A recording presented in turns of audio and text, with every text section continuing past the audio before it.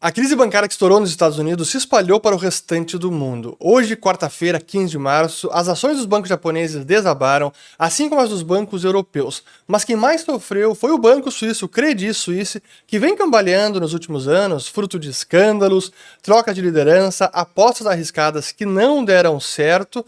Só que ao contrário do Silicon Valley Bank, Silvergate ou Signature Bank, o Credit é sim um banco grande demais para quebrar. Ele representa um risco sistêmico até mesmo global. Por isso, o Banco Nacional Suíço, que é o banco central do país, acabou de emitir um comunicado dizendo que está pronto para prover liquidez caso seja necessário. A verdade é que o que está cometendo agora os bancos americanos, a marcação a mercado, os prejuízos por conta da queda do preço dos ativos, também está acontecendo nos bancos europeus e suíços. A alta de juros provoca a queda do preço dos ativos, portanto, prejuízos não realizados no balanço desses bancos. É simplesmente o mesmo problema. Mas hoje o assunto não é sistema bancário mundial, global, e sim o que está acontecendo no Brasil, porque há um temor sobre um incipiente aperto do crédito, como falou o Luiz Stuhlberger na carta recente da gestora Verde, e há alguns sinais preocupantes, e é preciso entender o que está acontecendo, mas fique até o final do vídeo, porque no fim eu vou trazer uma reflexão importante sobre o que isso representa para investidores de fundos de crédito privado, e também mostrar as diferenças entre o que acontece aqui hoje e o que está acontecendo lá fora. Até porque há um temor sobre risco de contágio nos sistemas bancários e aperto de liquidez lá fora, que pode respingar aqui, é verdade, mas tem algumas diferenças que é importante entender.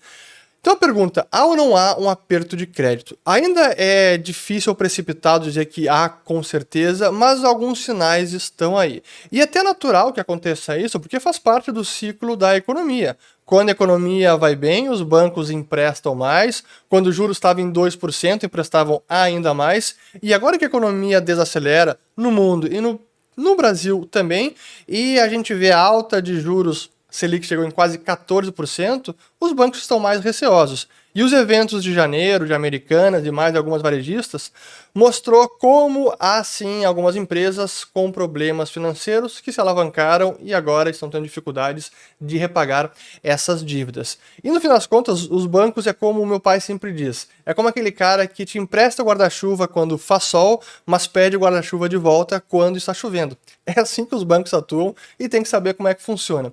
E falando em bancos e empresas, como é que as empresas se financiam? Elas podem simplesmente reinvestir os lucros do negócio, ou elas podem se financiar com bancos, crédito bancário, ou no mercado de capitais.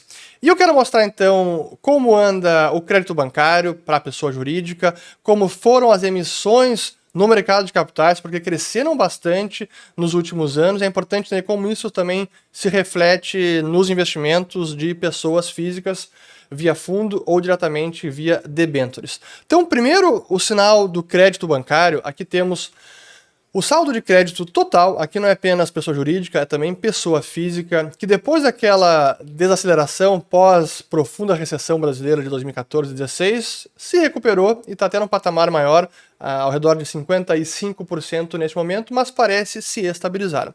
Quando a gente decompõe em pessoa jurídica e pessoa física, a gente vê que o que está crescendo mais no crédito bancário é pessoa física, enquanto pessoa jurídica caiu, teve um repique em 2020, mas desde então vem caindo. Aqui é saldo de crédito em relação ao PIB, não é concessão nova de crédito, mas sim o estoque de crédito bancário em relação ao PIB.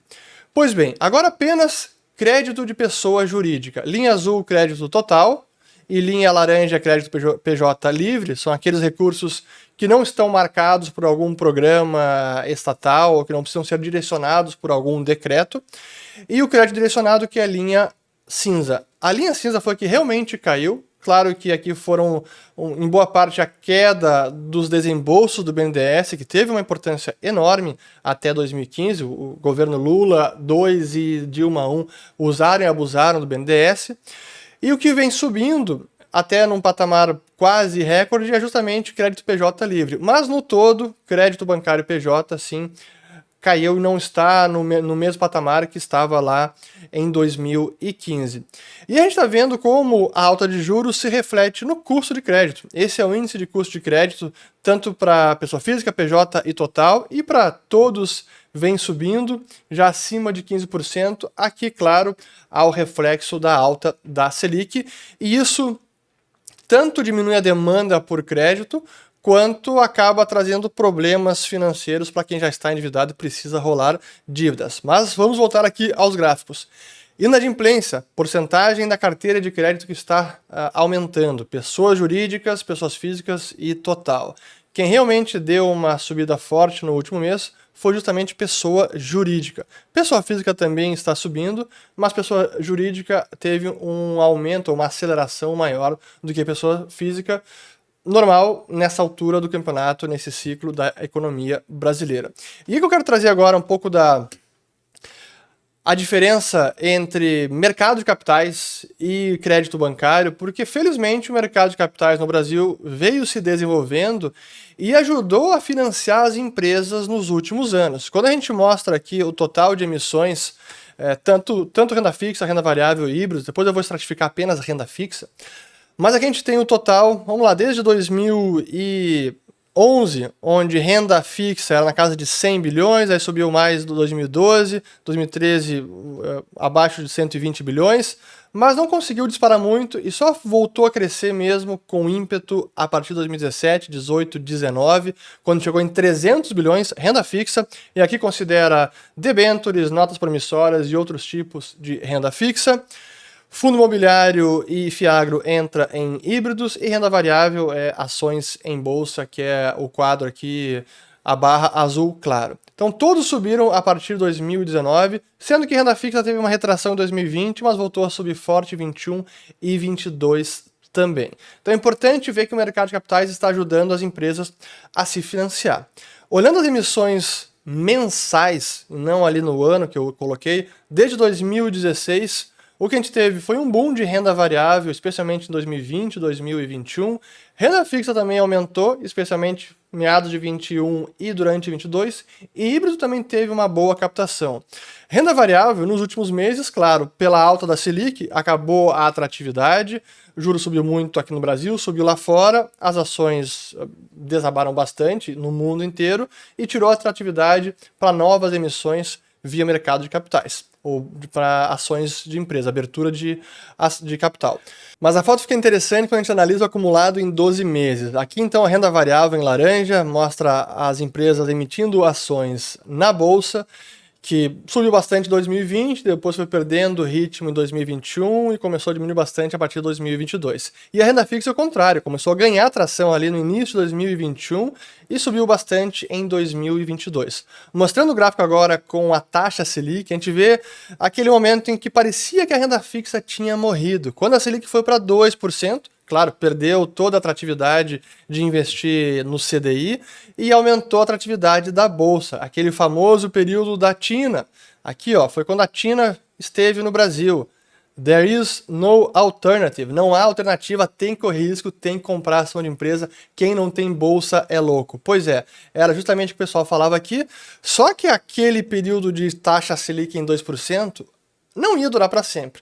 Apesar do forward guidance, aquela orientação prospectiva do Bacen, que achava que ia manter a Selic por 12, 18 meses em 2%, foi na verdade uma grande alucinação coletiva e isso não ia durar, como não durou. Por isso, aqui em participação de cada tipo de emissão, renda variável acabou perdendo bastante em 2022.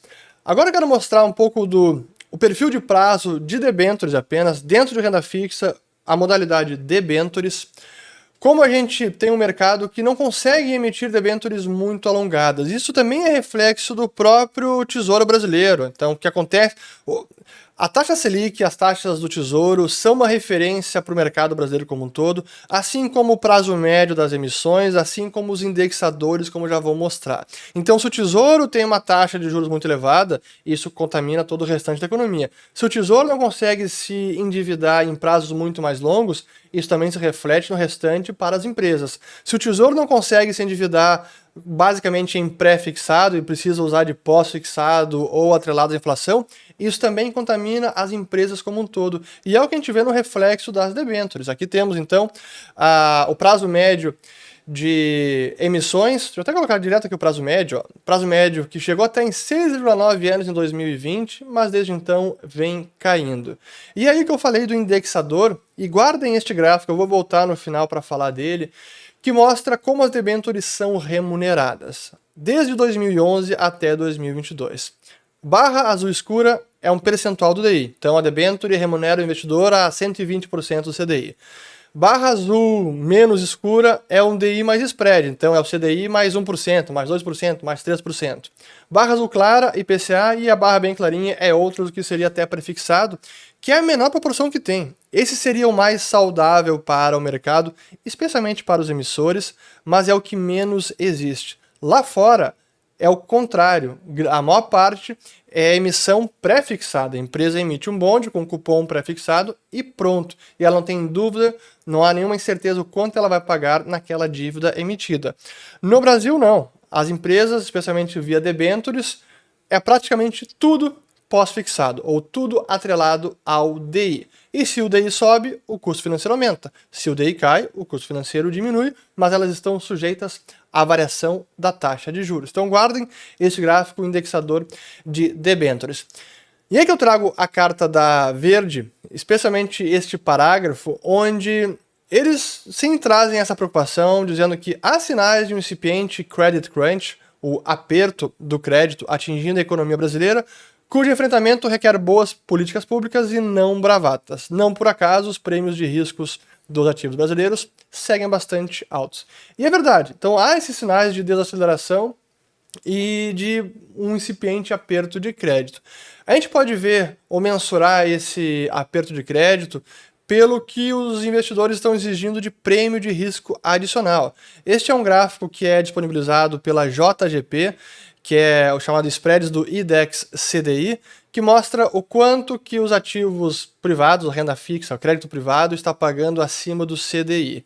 A gente viu que lá em 2020, quando estourou a pandemia, claro, houve um repique forte, chegou para 4,8% de spread, então CDI mais 4,8%, depois andou comportado ao redor de 2% durante toda a parte de 2021 até 2022, até ocorrerem os eventos Americanas e Light. Então, considerando aqui apenas ou desconsiderando Americanas, o CDI, o aumento de spread foi para 3,1%.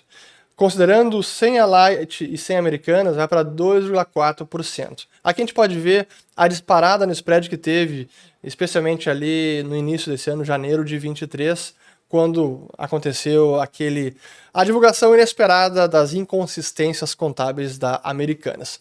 Vamos ver agora mais gráficos. Sim, este é o último gráfico que eu vou mostrar agora, e aí eu depois vou trazer as lições finais. Então, quando a gente entende o total da economia brasileira e como as empresas estão se financiando, emissões no mercado de capitais estão aumentando e isso é muito positivo. Quanto mais se desenvolve o mercado de capitais, melhor é para as empresas e para investidores, para a economia brasileira como um todo.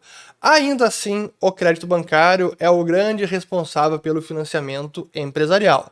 Este é um gráfico desde 2012 até 2022, fonte Banco Central do Brasil e Ambima, concessões de crédito pessoa jurídica e emissões de renda fixa. A gente vê que em 2012 era apenas 7% de emissões de renda fixa e em 2022 dobrou para 14%. Isso é ótimo, mas precisaria aumentar ainda mais, então as empresas ainda são muito dependentes do crédito bancário. E sim, ele está desacelerando. Aqui são as concessões de crédito PJ acumuladas nos últimos 12 meses, que está desacelerando, assim como as emissões de renda fixa. Aqui temos então mais um sinal do possível aperto do crédito no Brasil. Agora, antes da reflexão final, um breve recado, porque nesta semana estamos com as matrículas abertas para a 8ª e última turma do ciclo de mercado. No link na descrição do vídeo tem todos os detalhes. Esse é o nosso treinamento para quem quiser se aprofundar em ciclos econômicos, indicadores, como interpretá-los, como aplicar esse conhecimento na prática, na sua gestão financeira pessoal, da sua empresa, nos seus investimentos e para não ser pego de surpresa por crises bancárias como essa que nós estamos testemunhando neste exato momento. Pois bem, primeira lição importante para o investidor de tudo que está acontecendo diz respeito aos fundos de investimento em crédito privado. Porque quando a gente olha aqui as emissões de renda fixa, emissões de debêntures, esse é o chamado mercado primário, quando as empresas fazem as emissões, vendem a sua dívida e investidores compram, seja pessoa física, sejam fundos de investimentos. Agora, muitos fundos oferecem a possibilidade de liquidez / resgate diário ou D+1. Isso significa que se o investidor quiser sacar deste fundo de crédito privado, ele pode sacar no mesmo dia ou D+1 no dia seguinte. Porém, em muitos casos, muitos desses créditos privados não têm um mercado secundário pujante. Isso quer dizer que não há um grande volume de negociação no mercado secundário, onde caso alguém queira vender esse crédito privado, não tem vários compradores dispostos a comprar esse crédito. Isso significa que em momento de estresse de mercado, como aconteceu com Americanas, CVC, Marisa, etc., que acabou provocando marcação ao mercado pelo crédito Americanas e aí logo depois pedidos de resgates pelos investidores, o que houve foi uma necessidade de vender os ativos no mercado secundário, que é muito incipiente. E o que acontece é que os fundos precisam vender ao preço que for para honrar os saques dos clientes. Mesmo que os emissores desses créditos não estejam com nenhum problema, como no mercado secundário não há muita liquidez, não há volume de negociação suficiente, o preço deste crédito acaba sofrendo para poder ser negociado. Esse é o chamado problema do mercado secundário, que no Brasil ainda precisa crescer bastante. Para dar uma noção de grandeza, no ano passado, o volume médio diário de negociação de debêntures foi 1,6 bilhão de reais, volume médio diário de negociação. Nos Estados Unidos, bônus corporativos giram em média 37 bilhões de dólares por dia. Então aí tem uma pequena diferença entre o volume de negociação e, por isso, a liquidez. Então fiquem atentos, porque quando vocês forem entrar num fundo de crédito privado, é importante que os créditos estejam bastante pulverizados, não concentrados em poucos emissores neste fundo, porque se houver um pedido de resgate em um momento como esse, este fundo pode sofrer mais, por mais que o emissor não tenha nenhum problema. Então fiquem atentos. E a parte final é entender a diferença do que está acontecendo agora lá fora e aqui no Brasil quando a gente fala de aperto de crédito e esses fundos de crédito privado. Lá fora são bancos que estão sofrendo, talvez fundos também, pela marcação ao mercado, pela alta de juros. E essa alta de juros provoca queda no valor dos ativos. É isso que está fazendo os bancos sofrerem nesses últimos dias.